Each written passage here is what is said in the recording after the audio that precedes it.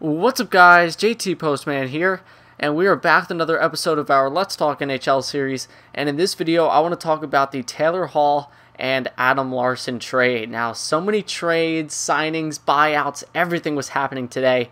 But in this video, I'm specifically talking about the Taylor Hall, Adam Larsson trade. So, my first impression of this deal when I first got the update, I was just thinking, all right, so the Devils get Taylor Hall, the Oilers get Adam Larsson. What else? What else are the Oilers getting other than Adam Larsson? Are they getting a first-round pick? Are they getting another prospect? Are they getting another player? What are they getting? There's no way it's straight-up Hall for Larsson. I thought that was just kind of like the base of the deal, and then details would come out later on. No, it was straight-up one-for-one Taylor Hall for Adam Larsson.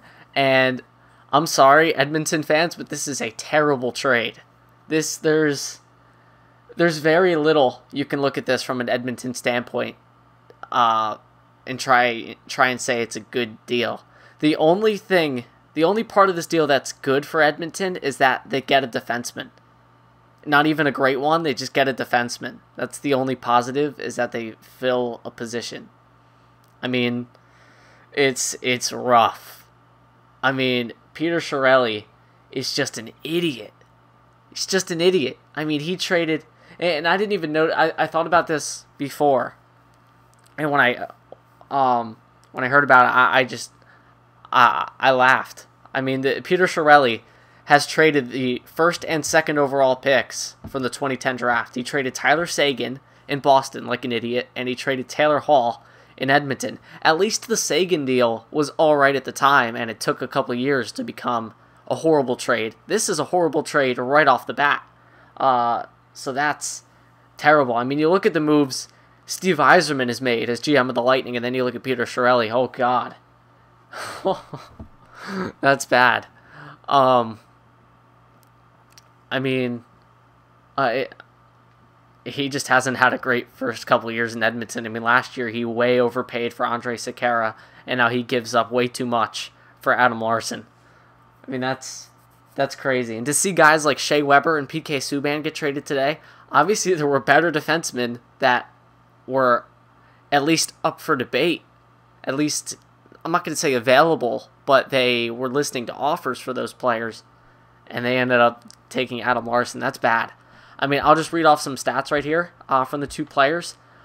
Taylor Hall, the last 3 years, 2013-14, that was his best season. He put up 80 points in 75 games, 27 goals. He was a minus 15, but I mean, that's what happens when you're in Edmonton. And then 2014-15. Now, the one thing about Taylor Hall is that he's had injury problems, but that was fine this season. He played all 82 games. But in the 2014-15 season, he only played 53 games and 38 points, which wasn't that great. At that point, I was thinking, man, is Taylor Hall really the player that he was supposed to be? But then he came back this season, played all 82 games, got 26 goals and 65 points. Now, I think if Taylor Hall had played the entire year with Connor McDavid, if McDavid didn't get hurt, then Hall would have had a point-per-game year. He would have scored 35-plus goals. When he's healthy, Hall can be a 30-goal, 80-point guy. So that's what the Devils are getting. Now you look at what the Oilers are getting, and they're getting a 23-year-old defenseman. He turns 24 around the start of next season. He's never put up more than 24 points in a season. He's only played one full season, which was last season, and he put up 18 points in 82 games. He was a plus 15, which isn't bad. But the one play that'll always stick in my head with Adam Larsson, I remember it was overtime. It was 3-on-3 overtime, and it was Islanders-Devils. And Adam Larsson was behind the Devils' net, and John Tavares swooped in, just stripped the puck off of him, took it right to the front of the net, and scored. It was amazing. Now, I don't know if that's just a young player getting beat by a superstar player. I didn't rag on him too much, but it was just funny. There's no doubt Adam Larsson isn't the player that the Devils drafted 4th overall in 2011. And it's actually funny because I remember in 2011, kind of like Seth Jones in 2013, there were people that projected Adam Larsson to go 1st overall to the Oilers. They ended up taking Who did they ended up? They ended up taking Ryan Nugent-Hopkins instead. They ended up going with a center to put alongside of Taylor Hall. And now he ended up an Oiler anyway. But yeah, man. You see other people get traded at the draft. I mean, I'll just name a few guys like Anthony D'Angelo. What's another one? There were a few. Bo Bennett also was traded, and there was one more. I believe there was one more. Hold on, I'm looking for it. Oh man, who was it? I can't quite find. Or Kirby Reichel. That was another one. He got traded to the Maple Leafs. These are guys that were drafted in like the first round. Didn't really work out for the team that drafted them, so they trade them, and in hopes that the team that traded for them is hoping that they can bring them in and build their potential back up, kind of work them into, how do I say this? Try to make them become the player that they were once supposed to be. You know, maybe it was just a fluke. Maybe they, I'll just use Kirby Reichel for an example. Maybe just in Columbus, maybe they didn't give him the right ice time. Maybe they didn't play him with the right players. Maybe he just didn't like it there. So you put him in a new situation, and then his potential, then he flourishes, and he shows his real potential.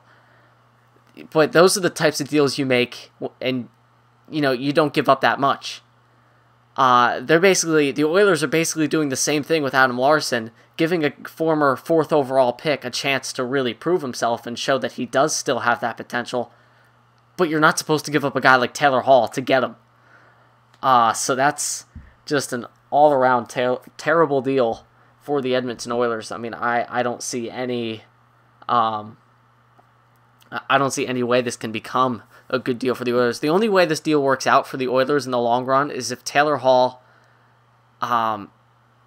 gets injured, has a kind of career-ending injury, or just doesn't play well in New Jersey and end up having to trade him, and Adam Larsson suddenly starts putting up 30, 40 points a season, but I don't see it happening. I mean, just the last 3 seasons, 2013-14, he put up 3 points in 26 games. He spent most of the year in the AHL. 2014-15, he put up 24 points in 64 games. Okay. But then last year, 18 points in 82 games. This guy was supposed to be more of an offensive defenseman, and he's definitely not that. He does have some size, but I don't know. I've never been a big fan of Adam Larsson. He just never turned out to be the player he was supposed to be. Taylor Hall is an outstanding, very fast goal-scoring player. But the one thing we have Taylor Hall is, what jersey number is he going to wear in New Jersey? I don't know if he wore a different number in juniors that he would go to. But Scott Stevens' number 4, is retired with the Devils, so he can't wear number 4 in New Jersey. So that's interesting. But the only thing, people are saying now that the Devils are they're a playoff team and stuff. I wouldn't say that they're a playoff team just yet. Yes, they were close this year. I mean, they were still quite a few points out of it, but they were there up until like the last week or 2 of the season. I still don't like the Devils' offense. I mean, their defense is fine. They proved last season that they play their classic Devils shutdown hockey. I mean, their defensive core isn't great when you look at it. Eric Jelena, Andy Green, John Merrill, John Moore, David Schlemko. He had a great year, very underrated defenseman, and Damon Severson. None of them are amazing defensemen. None of them are top 2 defensemen, but it's just a solid core. And with Corey Schneider in the net, who's an unbelievable goaltender, they were able to win games with that. But their offense doesn't impress me. Travis Zajac is a second-line center. Adam Henrique is a second-line center. Wingers, Kyle Palmieri, he had a career year. Who knows if he's going to do that again. Lee Stempniak, same thing. He traded him to Boston.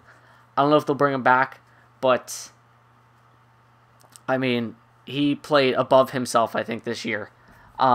Joseph Blandisi, who knows if he'll come back and play just as well as he did. He was a nice, quick, young player. Reed Boucher, we'll see if he takes off. Mike Camilleri, but he's aging.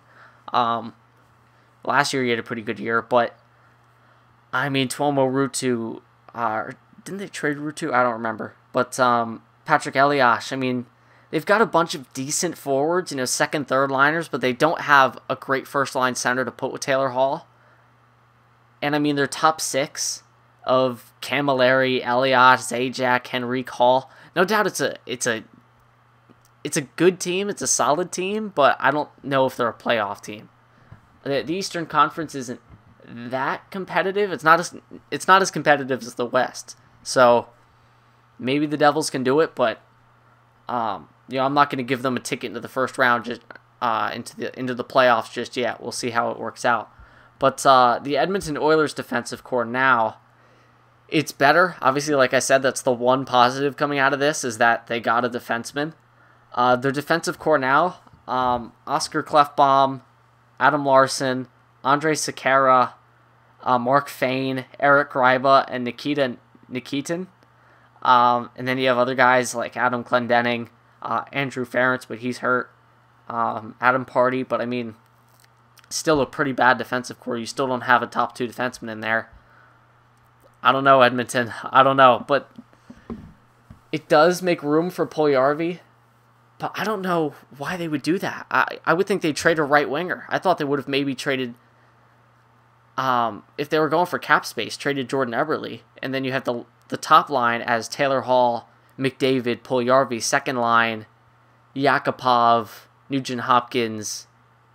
What's the one guy I'm forgetting? Maybe Eberle. I'm forgetting what. Oh, and Draisaitl as well. I mean, I don't know. To me, Taylor Hall is not the first guy I would have traded, but and they didn't get much back for him. So horrible asset management there for by the Edmonton Oilers. But yeah, so let me know what you guys think of the deal, specifically Edmonton fans. I want to know what you think of this, how upset you guys are with this, or just tell me some positives. Maybe you guys like Adam Larsson. Maybe there's something that I don't know about him. Devils fans, let me know how excited you are. I'm personally not excited for the Rangers to face the Devils this year. I mean, the Devils are already great last year against the Rangers. They just defensively shut them down. And now with Taylor Hall, I'm not looking forward to seeing him 4 or 5 times a year. But yeah, we'll see. Let me know what you guys think, and I'll see you in the next episode.